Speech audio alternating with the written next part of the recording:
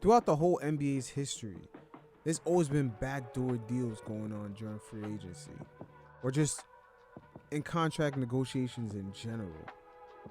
We've seen Kevin Garnett kind of have a rough time pretty much his whole tenure in Minnesota due to the fact that his GM at the time, Kevin McHale, kind of did a backdoor deal and the team ended up losing draft picks going forward and just getting all kinds of penalties. So things like this is nothing new, but I believe Daryl Morey in the 2022 offseason definitely gave James Harden some sort of back-end deal where he took a 1-1 and they had enough cap room to sign PJ Tucker and make other roster moves. And pretty much a promise was implied, would be my best guess, of him getting some sort of extension. But here's where things kind of get tricky, because it looked like James Harden was using the Houston Rockets as a leverage to make sure that he could maximize that next deal to its fullest potential. And after last year's playoff performance, I don't think Daryl Morey was having it. But here's another thing to consider. The upcoming CBA might have an effect on this deal getting made.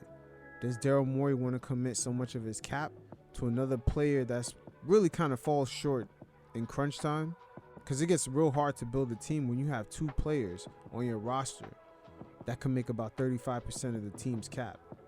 But the Houston Rockets not going for James Harden this summer kind of pulled the rug under James Harden's feet. As you all know, Daryl Morey was not even speaking to him at the time as far as giving him an extension. He was making up some excuse that the league investigated them the season before and they couldn't even talk, which is bullshit. The guy is on your team. But the Rockets have plenty of cap space, and that leverage move that James Harden possibly tried to pull, the Rockets could have given him a nice deal, and he could have leveraged that to get the same deal in Philadelphia by opting out. So in my mind, James Harden possibly was thinking, let me opt out of this deal and have an agreement with the Rockets where they're going to offer me a super max, because the Rockets did have $59 million in cap space left over. So James Harden was thinking, let me secure a deal with them, a verbal agreement of some sort, and then I'm going to take it back to Philadelphia to try to get the same deal there. And I think Daryl Morey called his bluff, because James Harden, on the very last day, opted right back into his contract. And in the very first hours of free agency, the Rockets already had a deal with Fred VanVleet. And for Ime, this worked out perfect for the Rockets, because it couldn't be any worse of a time for James Harden to try to come back to Houston, because they're actually trying to establish a culture around their young, impressionable players that's been pretty much been playing freestyle ball for the past 2 seasons. That's why I believe James Harden was never going to go there. He was just trying to leverage it while he opted out of his deal in Philadelphia to let Daryl Morey know, hey, I have a deal in Houston. Are you going to match?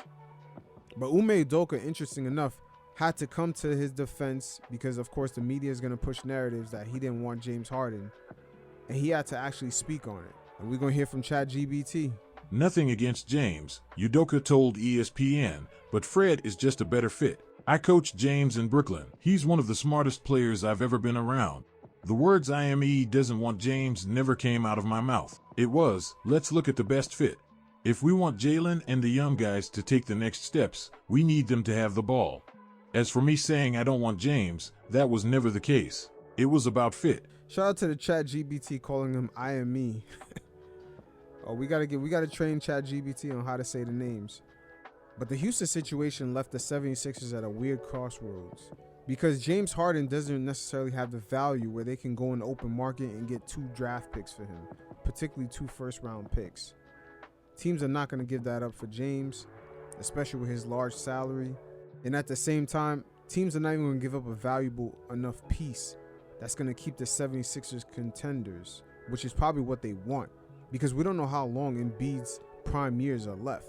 So they want to maximize that right away.